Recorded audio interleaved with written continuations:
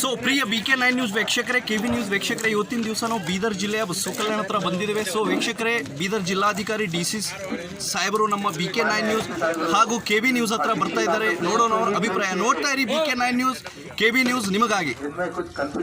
ನಾವು ಮೇ 7ನೇ ತಾರೀಕು ಬೀದರ್ ಲೋಕಸಭಾ ಕ್ಷೇತ್ರದ ವ್ಯಾಪ್ತಿಯಲ್ಲಿ ಚುನಾವಣೆ ಇರೋದ್ರಿಂದ ಪ್ರತಿಯೊಬ್ಬ ಮತದಾರರು ಮತದಾನ ಕೇಂದ್ರಕ್ಕೆ ಬಂದು ಮತದಾನ ಹಾಕಬೇಕು ಅಂತೇಳಿ ಜನಜಾಗೃತಿಯನ್ನು ಮಾಡಲಿಕ್ಕೆ ವಿನೂತನ ಕಾರ್ಯಕ್ರಮಗಳನ್ನು ನಾವು ಮಾಡ್ತಾ ಇದ್ವಿ. ಸೊ ನಾವು ಪ್ರತಿ ತಾಲೂಕು ಕೇಂದ್ರದಲ್ಲಿ ಮುಂಜಾನೆ 6ರಿಂದ 7 ತನಕ ವಾಕಥಾನ್ ಮಾಡಿ ಸೊ ತದನಂತರ ಸ್ವೀಪ್ ಕ್ರಿಕೆಟ್ ಮ್ಯಾಚ್ಗಳನ್ನು ಆಯೋಜನೆ ಮಾಡಿದ್ದೀವಿ. ಸೊ ಇವತ್ತು ನಾವು ಬಸವಕಲ್ಯಾಣದಲ್ಲಿ ಅಂದಾಜು 2000ಕ್ಕಿಂತ ಹೆಚ್ಚು ಸರ್ಕಾರಿ ನೌಕರನ್ನು ಸೇರಿಸಿ ನಾವು ಎಲ್ಲ ಇಲಾಖೆಗಳ ಜನಜಾಗೃತಿ ಜಾಥಾ ಪ್ರೋಗ್ರಾಮನ್ನು ಮಾಡಿದ್ದೀವಿ. ತದನಂತರ ಈಗ ಈ ಸ್ಟೇಡಿಯಂನಲ್ಲಿ ಸ್ವೀಪ್ ಕ್ರಿಕೆಟ್ ಟೂರ್ನಮೆಂಟನ್ನು ನಾವು ಮಾಡ್ತಾಯಿದ್ದೀವಿ. ಸೊ ನಮ್ಮದು ಮುಖ್ಯ ಉದ್ದೇಶ ಅಂದರೆ ತಾವು ಅಷ್ಟೇ ಮತದಾನ ಹಾಕೋದಲ್ಲ, ತಮ್ಮ ಮನೆಯವರ